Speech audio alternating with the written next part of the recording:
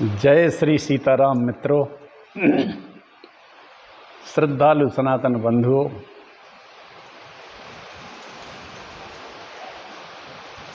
श्रद्धालु भक्तजन, वंदनीय हमारी माताएं, मातृशक्ति, वंदनीय गुरुजन,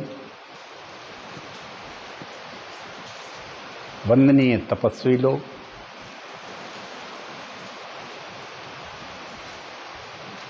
वंदनीय भगवान के भक्त, सभी को मेरा टीकमगढ़ से प्रणाम।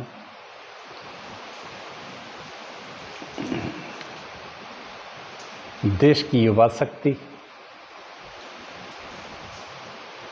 युवा शेरों, आप सभी सनातन धर्म से परिचित हो। जिस धर्म में जिसको मानता है उसको उसके ज्ञान अवश्य होना चाहिए। सनातन धर्म का साहित्य बहुत विशाल है,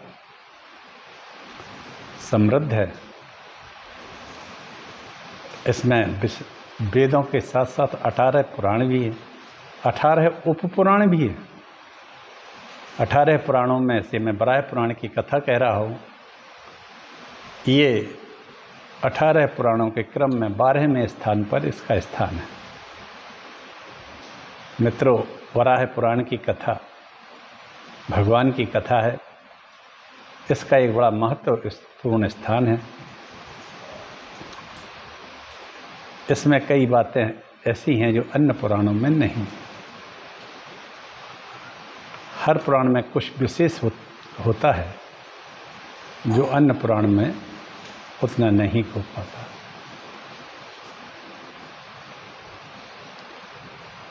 तो चलिए कथा के प्रारंभ से मैं कहता हूँ कि ये चर्बी युक्त जो घी है, इसको ना खाना पड़े।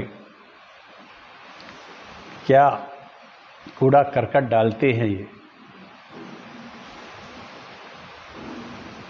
ऐसे लोगों को कैसे ठेका दे दिया।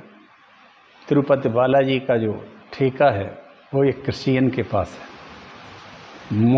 मुख्यमंत्री भी यही था, ईसाई था। इनसे क्या आशा करेंगे।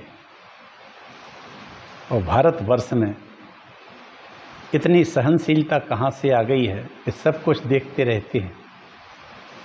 कम से कम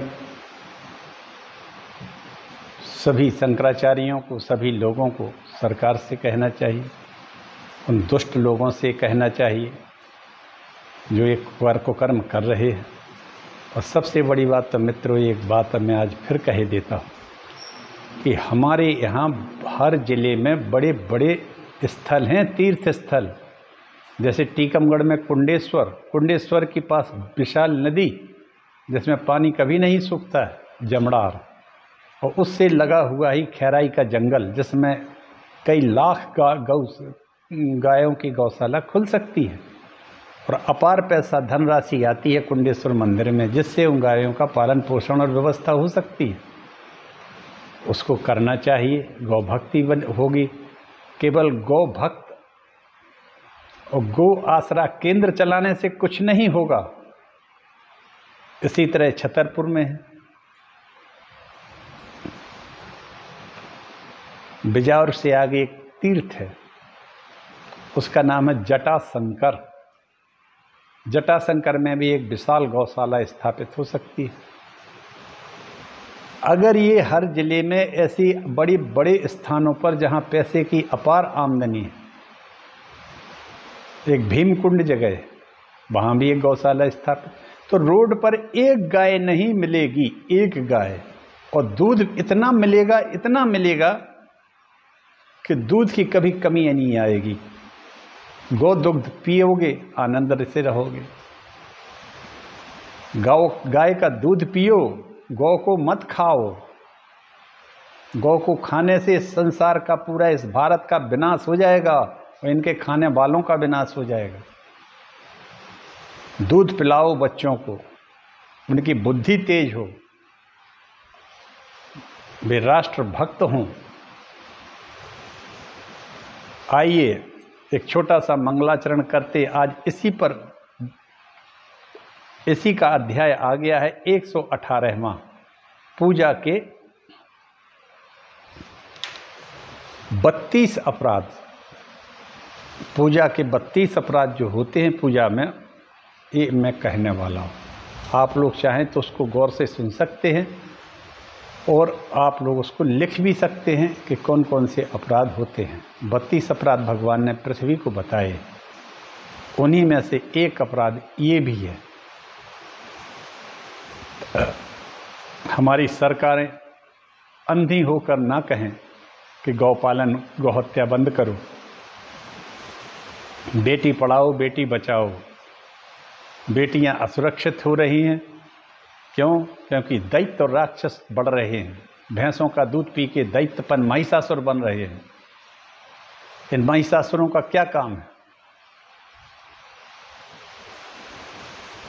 अज्ञान की मूर्ति, दुष्टता तो करेंगे ही, और क्या करेंगे? ये राक्षस भाव आ जाएगा इनमें, पूरा देश का सर्वनाश किए डालते हैं।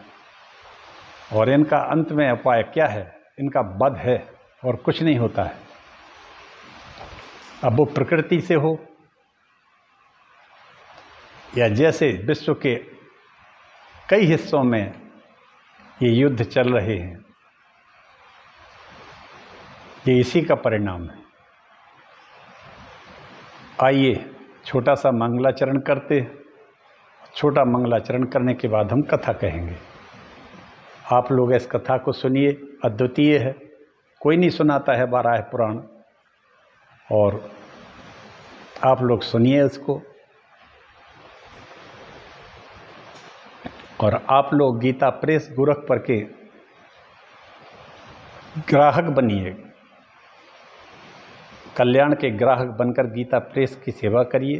गीता प्रेस को उचित आदर, उचित स्थान मिलना चाहिए, क्योंकि इसने हमारी सनातन संस्कृति को बचा के रखा है। मित्रों, इसको सरकार की ओर से कोई सपोर्ट नहीं है।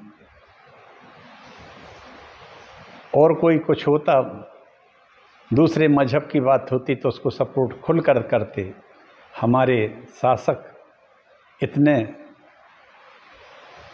सुर्त भूल हो गए हैं, या ये कहें कि आँखों के रहते अंधे हो गए हैं। वोटों ने कर दिया है कि वो इस ओर ध्यान उतना नहीं देते। गीता प्रेस गोरखपुर की पुस्तकें आपको एक तरह से मुफ्त में मिलती हैं।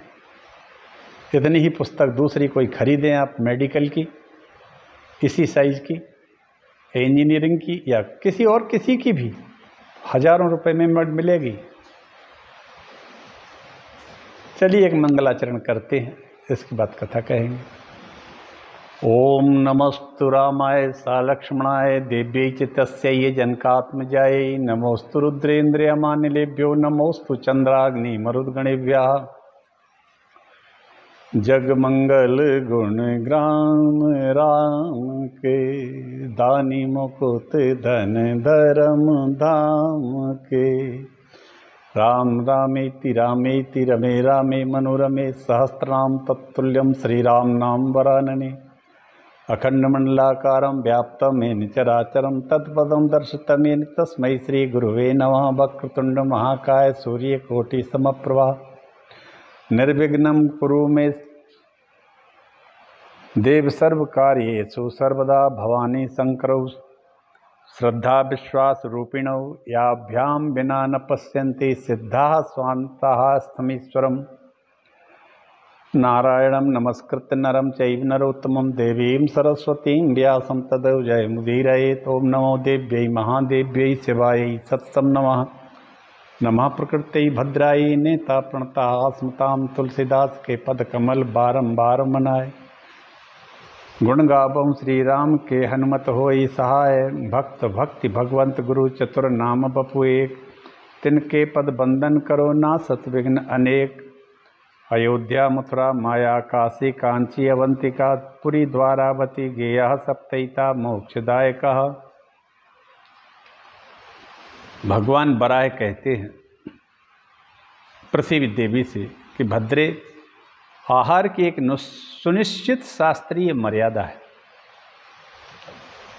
ये अध्याय बहुत बहुत ज्ञानवर्धक है, सुनिए आप सभी। भद्रे, आहार की, भोजन की एक सुनिश्चित शास्त्रीय मर्यादा है। गौर करना आप, आहार की, भोजन की एक सुनिश्चित शास्त्रीय मर्यादा है। अतः मनुष्य को क्या खाना चाहिए और क्या नहीं खाना चाहिए यह बताता हूँ, सुनो। जो भोजन के लिए पुरुष मुझे अर्पित करके भोजन करता है, उसने अशुभ कर्म ही क्यों न किए हों, फिर भी वह धर्मात्मा ही समझा जाने योग्य है। और धर्म के जानने वाले पुरुष को प्रतिदिन धान, यव आदि सब प्रकार के साधन में सहायक जीवन रक्षणीय अन्न से निर्मित आहार का ही सेवन करना चाहिए। भगवान वराह जी कहते हैं कि पृथ्वी, आहार का एक सुनिश्चित मर्यादा है। उसको धान, यव सब प्रकार के साधन में सहायक जीवन रक्षणीय अन्न का भोजन करना चाहिए। अब जो साधन में बाधक हैं तुम्हें उन्हें मैं बताता हूं।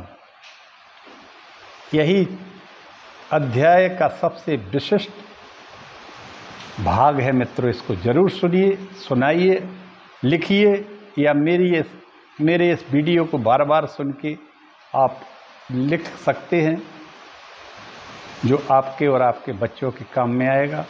और संपूर्ण देशवासियों को इसको जानकारी होना चाहिए, क्योंकि किसी को ये जानकारियाँ होती नहीं। भगवान कहते हैं, अपवित्र वस्तुएं भी निवेदन करके जो खाता है वह धर्म एवं मुक्ति परंपरा के विरुद्ध महान अपराध करता है। चाहे वह महान तपस्वी तेजस्वी क्यों न हो, वह मेरा पहला भागवत अपराध है। ये 32 अपराधों की जो सूची भगवान ने बताई है, उसमें पहला अपराध है कि अपवित्र वस्तुओं को ना तो खाए और ना मुझे अर्पण करे। अब तो ये ऐसी स्थिति हो गई है कि प्रसाद बहुत अधिक मंदिरों में इकट्ठा हो जाता है, तो वो इकट्ठा होकर बाहर के लोगों को फिर बेच दिया जाता है और फिर वो आ जाता है। लोगों को पता थोड़ी रहता है कि ये प्रसाद वही है। आज से 11-12 वर्ष पूर्व मैं मध्य प्रदेश के ही एक तीर्थ गया था, वो उज्जैन है। वैसे तो मेरी पहली पोस्टिंग उज्जैन में ही ज्वाइनिंग की थी मैंने सन 1 जनवरी 81 को। संयोग से मैं पंचकर्म की ट्रेनिंग लेने भी वहीं गया था, वहीं से मैं इसमें मेरा स्पेशलाइजेशन हुआ था। तो मैंने जो वहाँ एक क्या कहें, एक सज्जन के यहाँ मैं गया तो उनके यहाँ बहुत सारा प्रसाद रखा था। मैंने ये कितना बड़ा भारी प्रसाद का ढेर लगाया भाई। तो उन्होंने कहा ये प्रसाद चढ़ा हुआ प्रसाद है, नहीं इसका क्या करेंगे आप? बोले फिर से पैक हो जाएगा। चलिए, तो क्या है, अपवित्र वस्तुएं भी निवेदन नहीं करना चाहिए और ना खाना चाहिए। ये पहला भागवत अपराध कहलाता है। अब दूसरा अपराध सुनिए। अपराधी का अन्न मुझे बिल्कुल नहीं रुचता है। जो दूसरे का अन्न खाकर मेरी सेवा या उपासना करता है, यह मेरा दूसरा अपराध है। दूसरे का अन्न खाके सगे भाई को लूट लिया, सगे भाई के बच्चों को लूट लिया, उनका पूरा धन ग्रहण कर लिया, उनका हिस्सा खा गए, पड़ोसी का खा गए, गरीबों को खा लिया। इस तरह से जो कमा के मुझे खिलाता है, मैं उसको बिल्कुल नहीं ग्रहण करता हूँ। तो ये दूसरा अपराध है। जो मनुष्य स्त्री के संग करके मेरा स्पर्श करता है, उसके द्वारा होने वाला है तृतीय कोटि का अपराध है। अब तीसरा अपराध ऐसा है मित्रों, जिसके बारे में कुछ क्या कहें। वैसे तो सूर्य नारायण का उदय जब होता है और जब अस्त हो जाता है, तब तक कभी भी महिलाओं का स्पर्श नहीं करना चाहिए। स्पर्श से मतलब है महिला के साथ किसी तरह का, पत्नी के साथ है उसका मतलब। महिला माने कोई महिला नहीं, पत्नी के साथ या कुछ भी समझ लो। तो उसके बाद भगवान का स्मरण स्पर्श नहीं करना चाहिए। ये तृतीय कोटि का अपराध है। और रजस्वला नारी को छूकर या देखकर भी नहीं मेरी पूजा करना चाहिए, यह चौथा अपराध है। और जो मृतक का स्पर्श करके अब जो व्यक्ति किसी की दाह संस्कार में जाए, मुक्ति धाम में जाए, मरघट में जाए, उसको जाने के बाद यदि जाता है उसके शरीर को शुद्ध नहीं करता है अपने को, और अपवित्र अवस्था में ही मेरी सपरिया में लग जाता है, वह मेरा 5। कहने का आशय ये है कि किसी के मर जाने पर और मरघट में जाने पर उस लाश को, मृतदेह को छूकर भगवान की सेवा नहीं करना चाहिए। सीधी बात। ये 5वां अपराध है जिसे मैं क्षमा नहीं कर सकता। वसुंधरे, मृतक को देखकर बिना आचमन किए मेरा स्पर्श करना 6ठा अपराध है। अब मृतक को देख लिया, रास्ते में चले जा रहे हैं, मृतक जा रहा है, मृतक के साथ बहुत सारे लोग जाते हैं। राम नाम सत्य है, सत्य बोलो सत्य है, नित्य है। ये राम का नाम जब ही याद आता है, राम नाम सत्य है, सत्य बोलो नित्य है। अभी तो हमारे नेता कहते हैं राम एक कल्पना है, काल्पनिक है, लेकिन उस समय कल्पना में नहीं दिखाई देते हैं, राम साक्षात दिखाई देने लगते हैं सभी को। राम नाम सत्य है, सत्य है। श्री राम नाम वरानने सहस्त्र नाम तातुल्यम। एक बार का राम का निकला हुआ नाम एक ऐसा आनंद शांति देता है, अभिराम बन जाता है कि जिसका नाम लेते ही तारक मंत्र बन जाता है, वो मुर्दे को भी तार देता है। यही तो राम का नाम तारक मंत्र है। ये शिव जी बनारस में सबको देते हैं। डेड बॉडी को उठा उठा के कान में फूंकते जाते हैं राम मंत्र। ये सबको दिखाई नहीं देता, लेकिन बनारस में ऐसा ही बताया जाता है और ये सत्य भी है। तो मृतक को देख लिया तो आप स्पर्श भगवान का करने से पहले आचमन करिए, हाथ पैर साफ करिए। यदि मेरी पूजा के बीच में शौच के लिए चला जाए तो यह मेरी सेवा का 7वां अपराध है। जो नीले वस्त्र से आवृत होकर मेरी सेवा में उपस्थित हो, उसके द्वारा आचरित नीले वस्त्र पहन के या काले वस्त्र पहन के भगवान का भजन नहीं करना चाहिए। 8वां अपराध है। जगत को धारण करने वाली पृथ्वी जो मेरी पूजा के समय अनुचित अनर्गल बातें करता है। वाह क्या बात है। पूजा के समय या तो आप शांत चित्त होकर जप करिए, भगवान का ध्यान करिए, या जो ये आप भागवत कथा सुनते हैं, ये बहुत सारे ब्रांड नए आ गए हैं, पुरानों की तो बात छोड़िए, वो तो विद्वान है। जैसे कि कृपालु जी शांत हो गए हैं, राधा मोहन दास जी हैं, राजेंद्र दास जी हैं। ऐसे हमारे कथावाचक तो बहुत उच्च स्थान रखते हैं, बहुत ऊंचे हैं। ऐसे बहुत सारे हैं देश में।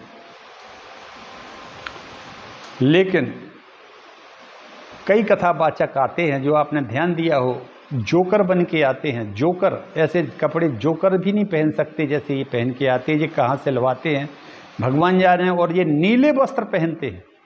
आज 117वें अध्याय में मैं ये कहता हूँ कि नीले वस्त्र पहनने से, ये पुराण का 189वां पेज है, उस पर लिखा है कि वसुंधरे नीले वस्त्र पहनकर मेरी सेवा में या मेरी पूजा में उपस्थित होता है, उसके द्वारा आचरित होने वाला 8वां अपराध है। इसलिए नीला वस्त्र कभी पहनना चाहिए इन कथावाचकों को, इन पुजारियों को, जो भगवान की सेवा करता हो उसको। जगत को धारण करने वाली पृथ्वी जो मेरी पूजा के समय अनुचित अनर्गल बातें करता है, मेरा 9वां अपराध है। अब कई लोग पूजा के समय बहुत गलत बोलते हैं। हे वसुंधरे, जो शास्त्र विरुद्ध वस्तु का स्पर्श करने के मुझे पाने के लिए प्रयत्न करता है, उसका यह 10वां अपराध है। कई लोग शास्त्र विरुद्ध वस्तु का स्पर्श करके और जो मेरी पूजा करे। अब शास्त्र विरुद्ध वस्तु तो बहुत हैं, निषिद्ध वस्तुओं का स्पर्श करके कभी पूजा नहीं करना चाहिए, ये 10वां अपराध है। और जो व्यक्ति क्रोध में आकर मेरी उपासना करता है, ये उसका 11वां अपराध है। मतलब जो व्यक्ति क्रोध करते हुए मेरी, मतलब क्रोधी आदमी अगर कर रहा है मेरी उपासना, तो मैं उसको बिल्कुल स्वीकार नहीं करता हूँ, क्योंकि वो तो क्रोध के आवेश में है, वो क्या उपासना करेगा। इसलिए मैं ये 11वां अपराध है।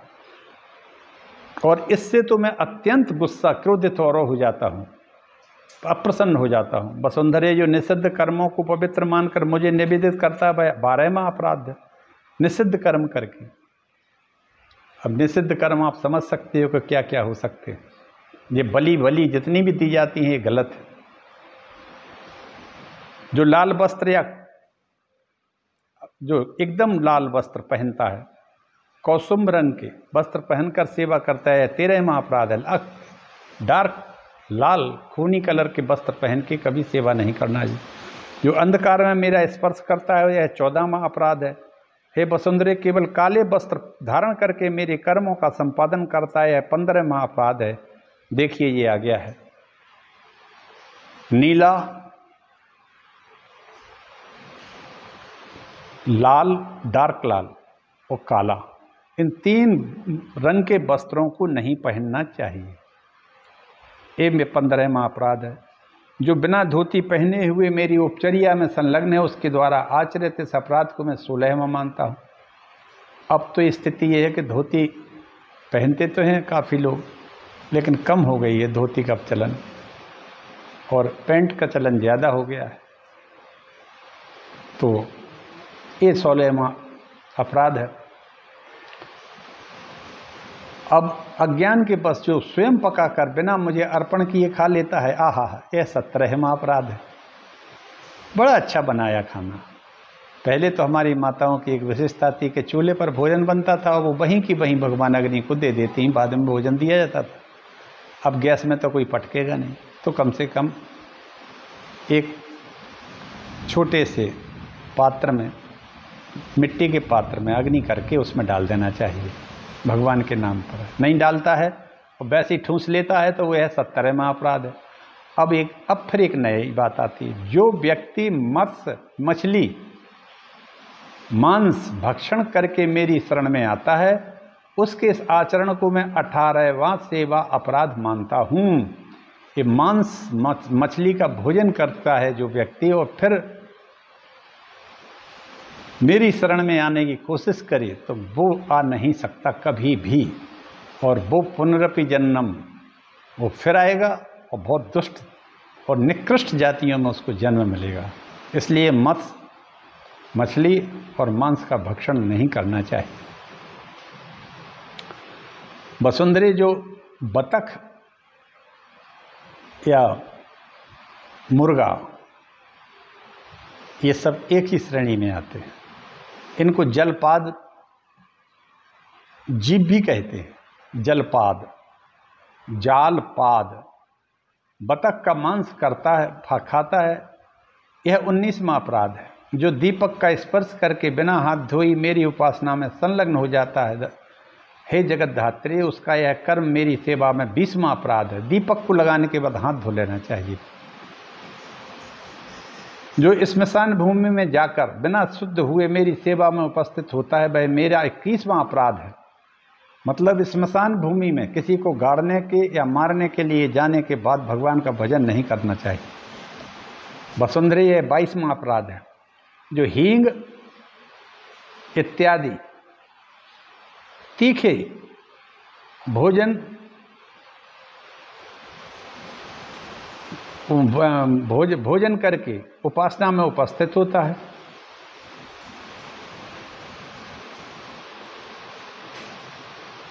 जो सुअर आदि के मांस को प्राप्त करने का प्रयत्न करता है, उसके इस कार्य को मैं 23वां अपराध मानता हूँ। सुअर का मांस खाना 23वां अपराध है। ये बहुत गंदा पशु रहता है जिसकी आंतों में करोड़ों बैक्टीरिया रहते हैं, क्योंकि मलमूत्र खाता है, नालियों में खाता रहता है। और मनुष्य एक ऐसा जीव है कि जो इसको भी खा लेता है, माने एक तरह से वो मलमूत्र ही खा जाता है। और ये सुअर में भी नहीं, ये करीब सभी पशुओं में पाया जाता है। और मछली में तो अत्यंत होता है ये। तो ये कौन सा है? 23वां अपराध है, सुअर का मांस। और जो मदिरा पीकर, शराब पीकर मेरी सेवा में उपस्थित होता है, ओहो हो, जो दारूखोर हो गए हैं। आज सरकार ने इतनी दारू की दुकानें खोल दी हैं कि अब तुम्हें लगता है भक्त एक भी नहीं बचेगा। धीरे धीरे सभी दारूखोर हो जाएंगे, या उसके घर में दारूखोर हो जाएगा। वहाँ भगवान रहेंगे काहे को? चले जाएंगे। तो जो मनुष्य मदिरा पीकर घर में आता है या सेवा में रहता है या बीच में रहता है, हे वसुंधरे, मेरी दृष्टि में है 24वां अपराध है। ईश्वर का 24वां अपराध है मदिरा पान करना, दारू पीना, तंबाकू खाना, गुटखा खाना, ये लूगर अंगरा खाना, ये सब चीज़ें भगवान के 24वें अपराध में आते हैं। यह वही अपराध में आते हैं जैसे दूसरे को बेवकूफ़ बना के उसका अन्न खाना। आजकल धंधे में यही हो रहा है, अस्पतालों में यही हो रहा है। वेंटिलेटर पर लगा दिया और पैसे उससे लूट लिए आदमी से, और उसके बाद खा रहे हैं सब। उन डॉक्टरों में, उन राक्षसों में कोई फर्क नहीं है। यह 24वां अपराध है।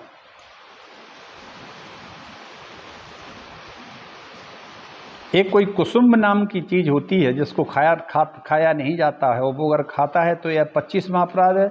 जो दूसरे के वस्त्र पहनकर मेरी शोभा में उपस्थित होता है, उसके कर्म को 26वां।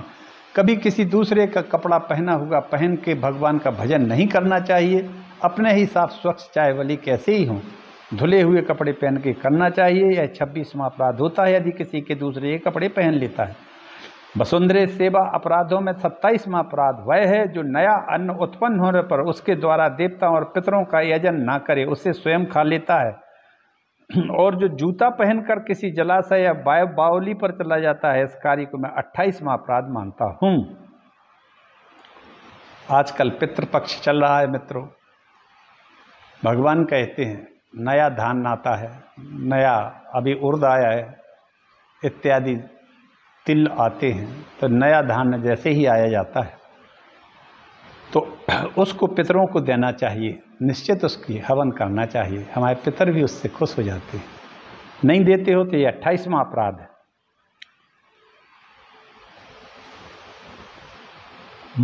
शरीर में उपटन लगाकर जो बिना स्नान किए मेरे पास चला आता है, 29वां अपराध है। जो व्यक्ति अजीर्ण से ग्रसित होता है उसका कार्य मेरी सेवा का 30वां अपराध है। अजीर्ण माने जिसका डाइजेशन ठीक नहीं है, एसिडिटी बढ़ रही है, इंडाइजेशन है, एनोरेक्सिया है, अग्निमांद है। कहने का आशय समझते हो आप? जिसकी वायु विकृत है, अधो वायु बहुत विकृत है, उसको ऐसी स्थिति में नहीं करना चाहिए पूजा। ये 30वां अपराध है।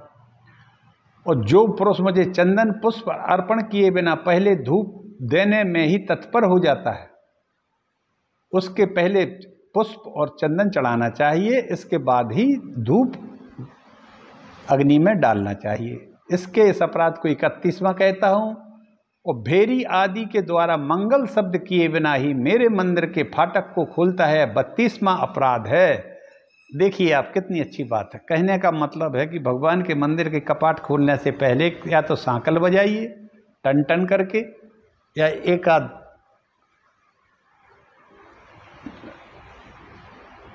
नगाड़े को बजा दीजिए या शंख को बजा दीजिए, ध्वनि कीजिए कि मैं आ रहा हूँ, फाटक खुल रहा हूँ महाराज। तो ये अगर नहीं करता है तो ये 32वां अपराध है। और ऐसा तो हमारे घरों में भी होता है। किसी के घर में जाओगे तो सीधे थोड़ी घुस जाओगे, बेल बजाओगे, आवाज़ दोगे, कुछ तो करोगे। तो ये 32वां अपराध है। यदि आपने कोई आवाज़ नहीं दी और बिना आवाज़ के ही भगवान के मंदिर में घुस जाने का, इसको 32वां अपराध माना जाता है। इस प्रकार ये 32 अपराधों को महा अपराध समझना चाहिए। वसुंधरे, जो पुरुष सदा संयमशील रहकर शास्त्र की जानकारी रखता हुआ मेरे कार्य में सदा संलग्न रहता है, वह आवश्यक कर्म करने के पश्चात मेरे लोक को चला आता है। वाह! परम धर्म अहिंसा में परायण रहते हुए संपूर्ण प्राणियों पर दया करना चाहिए। यह एक बहुत बड़ा पुण्य का काम है। स्वयं अमानी, पवित्र, दक्ष रहकर सदा मेरे भजन के मार्ग पर चलता रहे। वाह, क्या बात है यार! पवित्र रहे और भगवान का भजन के मार्ग पर चलता रहे, भजन करे। यह साधक पुरुष इंद्रियों को जीतकर सेवा नामादि अपराधों से निरंतर बचा रहे, वह उदार हो और धर्म पर आस्था रखे। वह व्यक्ति उदार हो, दुष्ट नहीं हो, अनुदार नहीं हो। अनुदार व्यक्ति के ऊपर भगवान की कृपा बिल्कुल नहीं होती है, उदार व्यक्तियों पर होती है। स्त्रियों की जो रक्षा करे, बाल रक्षा करे, वृद्ध की रक्षा करे, गौ की रक्षा करे, पूज्य की रक्षा करे, माता पिता की रक्षा करे, ब्राह्मणों की रक्षा करे।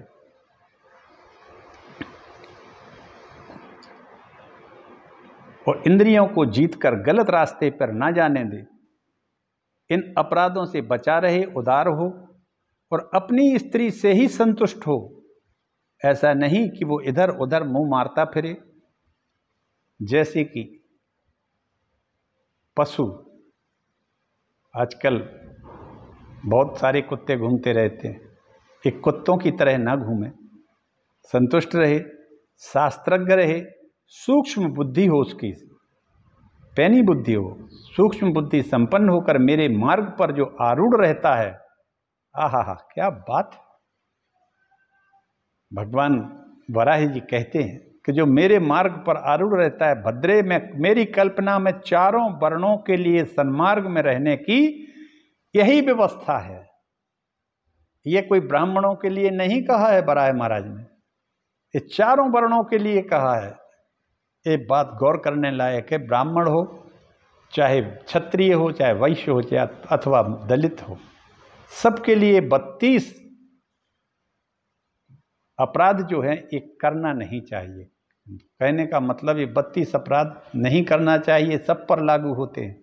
ऐसा नहीं कि कोई कहे कि केवल ब्राह्मण का ही काम है, अहिंसा परमो धर्म, नहीं, सभी का काम है। कोई भी सुअर का मांस, पशु पक्षी का मांस, मछली मांस नहीं, मदिरा नहीं, ये सब मैंने बता दिए हैं डिटेल में। ये सभी चारों वर्णों के लिए सन्मार्ग में रहने की यही व्यवस्था है। वसुंधरे, जो स्त्री आचार्य में श्रद्धा रखती हो, देवताओं की भक्त हो, अपने स्वामी के प्रति निष्ठा रखती है, संसार में उत्तम व्यवहार करती है, पति से पहले मेरे लोक में पहुंचती है, तो वह अपने स्वामी की प्रतीक्षा करती है। यदि पुरुष मेरा भक्त है और अपनी पत्नी को छोड़कर मेरे धाम में पहले पहुंचता है, वह भी अपनी उस भार्या की प्रतीक्षा करता है। देवी, अब कर्मों में दूसरे उत्तम कर्म को तुम्हारे सामने व्यक्त करता हूँ। ऋषि लोग जो मेरी उपासना में स्थित रहते हैं, जो मेरा दर्शन पाने में असमर्थ हैं, ऐसी स्थिति है मेरे कर्म परायण अन्य मनुष्यों की तो बात ही क्या है। अन्य देवताओं में श्रद्धा रखते हैं, उनकी बुद्धि मारी गई है, वे मूर्ख मेरी माया के प्रभाव से मुग्ध हैं, उनके चित्त में पाप भरा हुआ है। ऐसे व्यक्ति मुझे पाने के अधिकारी नहीं हैं। आहा, क्या बात कही! वे कहते हैं भगवान, जो अन्य कहीं भी जगह श्रद्धा रखते हैं, मुझे नहीं मानते हैं, वे मूर्ख मेरी माया के प्रभाव से मुग्ध हैं और उनके चित्त में पाप ही पाप भरा रहता है। हमें तो लगता है ऐसा कि अब ऐसा लगने लगा है। भगवती मोक्ष की इच्छा रखने वाले जिन पुरुषों द्वारा मैं प्राप्य हूँ, उन परम शुद्ध भाव वाले पुरुषों का विवरण सुनाता हूँ। यह आख्यान धर्म से ओतप्रोत है। वाह, क्या बात! बहुत अच्छा अध्याय है। यह आख्यान भगवान सुनाते हैं। इसे तुम्हें सुना चुका हूं। दुष्ट व्यक्ति को इसका उपदेश नहीं करना चाहिए। जो अश्रद्धालु व्यक्ति इसका अधिकारी नहीं है, उसको दीक्षा नहीं ली है, जो कभी मेरे पास आने का प्रयत्न नहीं करता है, कहने का मतलब है कई लोग आते हैं मेरे पास, मेरे भाइयों, मेरे मित्रों, मेरे शुभ सज्जनों, कई लोग आते हैं। हमने कहा भाई मेरा पुराण मैं बोलता हूँ सुना करो। कई ऐसे ऐसे बुद्धिमान लोग आते हैं जो कहते हैं मेरा तो इसमें मन ही नहीं लगता है, ना आपके पुराण में, ना मंदिर में, ना ईश्वर में, हमारा बिल्कुल भी कहीं कोई मन नहीं लगता। उनकी बुद्धि या तो मारी गई है, भगवान ने उनकी बुद्धि हर ली है। उसे इसका उपदेश नहीं करना चाहिए। माधवी, दुष्ट, जो लोग दुष्ट हैं, मूर्ख हैं, मूर्खों की भी कमी नहीं है। यहाँ पढ़े लिखे मूर्ख हैं और बिना पढ़े लिखे मूर्ख हैं। मूर्खों की कोई सीमा नहीं है। और जो नास्तिक है, जो व्यक्ति इस उपदेश को सुनने का अधिकारी बिल्कुल भी नहीं है। देवी है मेरा धर्म महान ओजस्वी है, इसका मैं वर्णन कर चुका हूँ। यह मेरा धर्म ओजस्वी है, वर्णन कर चुका हूँ। अब संपूर्ण प्राणियों के हित के लिए तुम्हें दूसरा कौन सा प्रसंग पूछना है, वह बताओ। यह कल्याण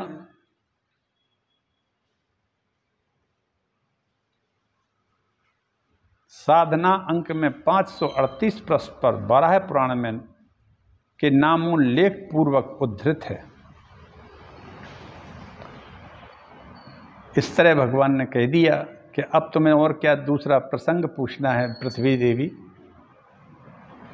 मैं उसको फिर बताता हूँ।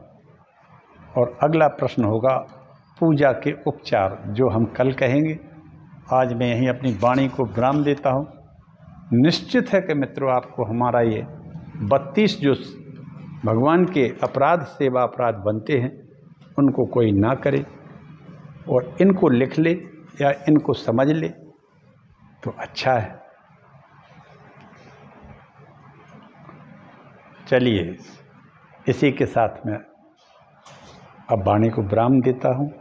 सब प्रेम प्रेम से बोलिए जय राम, श्री राम, जय राम, जय जय राम, श्री राम, जय राम, जय राम, जय जय राम। राम रामेति रामेति रमे रामे मनोरमे, सहस्त्रनाम तत्तुल्यम श्री राम नाम वरानने, श्री राम नाम वरानने, श्री राम नाम वरानने, श्री राम नाम वरानने, श्री राम नाम वरानने। हर हर हर महादेव।